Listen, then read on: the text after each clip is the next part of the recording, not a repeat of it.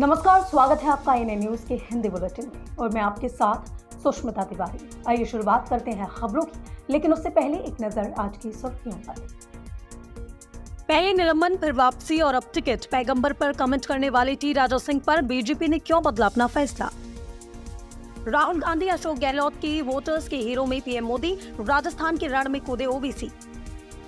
CM योगी ने किया कन्या पूजन, तिलक और लाल चुनरी उड़ाकर लिया आशीर्वाद। अखिलेश यादव अब नहीं करेंगे इंडिया की बात, कांग्रेस को सबक सिखाने का बनाया खास प्लान।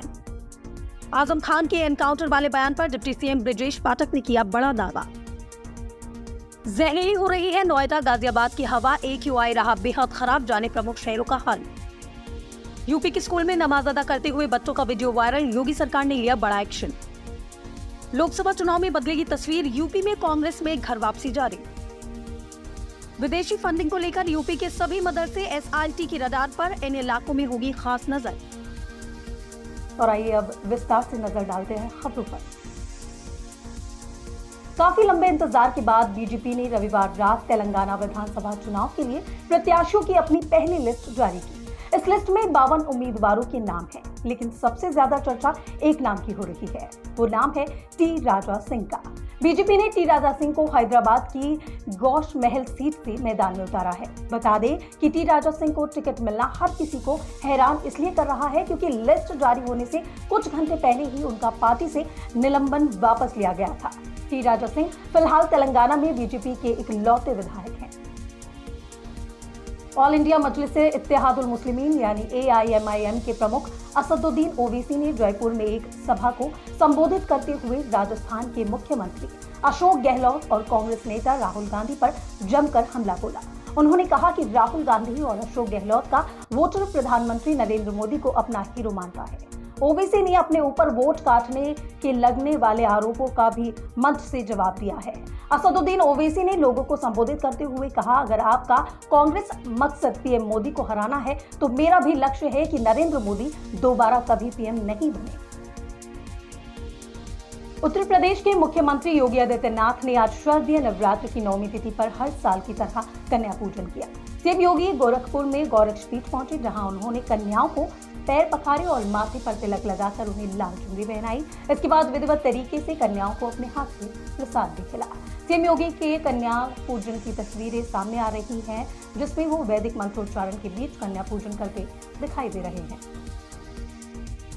मध्य प्रदेश में कांग्रेस और समाजवादी पार्टी के बीच सीटों के विवाद पर माना जा रहा था। दोनों ओर से अब कोई प्रतिक्रिया और टिप्पणी नहीं आएगी। इसके साथ ही गठबंधन को लेकर बातचीत पटरी पर दोबारा लाने की कोशिश होगी। हालांकि सपा प्रमुख अखिलेश यादव के नए बयान ने कुछ और ही संकेत दिए हैं। माना जा रहा है कि अखिलेश यादव आगामी लोकसभा चुनाव में लड़ाई अपने तरीके और पार्टी के फॉर्मूले पर लड़ेंगे। इसके लिए भले ही उन्हें अकेले ही क्यों न चुनावी मैदान में उतरना पड़े। मौसम में आए बदलाव के साथ साथ अब उत्तर प्रदेश के कई शहरों की आबोहवा भी बदलती देखी जा रही है। सर्द मौसम के चलते कई इलाकों में स्मॉग का खतरा बढ़ गया है। कई शहरों में प्रदूषण से हालत खराब है। खासतौर से NCR क्षेत्र में आने वाले जनपदों में हवा की गुणवत्ता काफी खराब स्थिति में पहुंच गई है। सोमवार को दिल्ली से सटे नोएडा, गाजियाबाद और ग्रेटर नोएडा में एयर क्वालिटी बेहद खराब रही।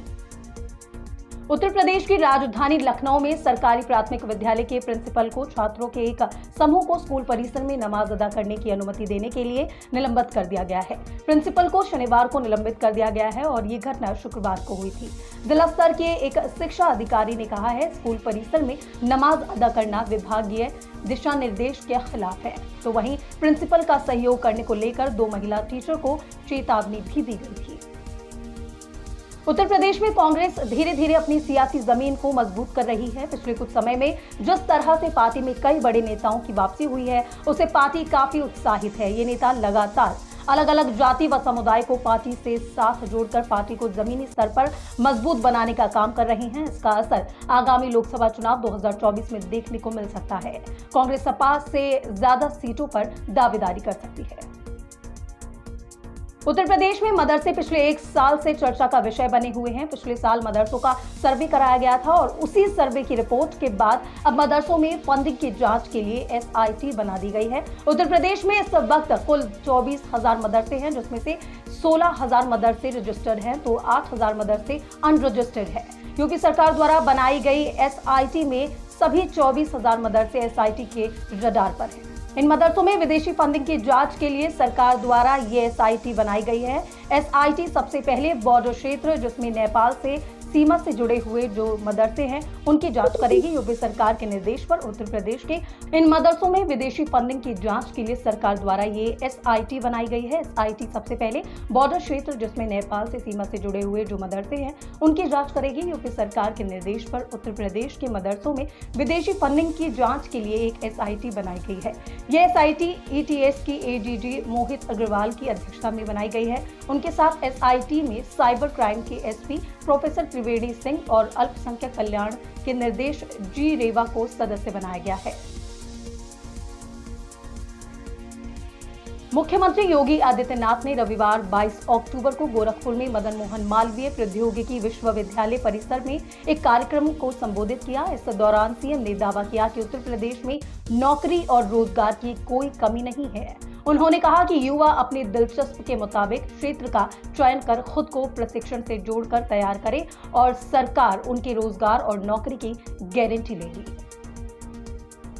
फिलहाल दर्शकों, आज के बुलेटिन में मेरे साथ बस इतना ही। ऐसी और ताजा तरीन खबरों और अपडेट से जुड़े रहने के लिए बने रहिए मेरे साथ और देखते रहें ANN न्यूज़।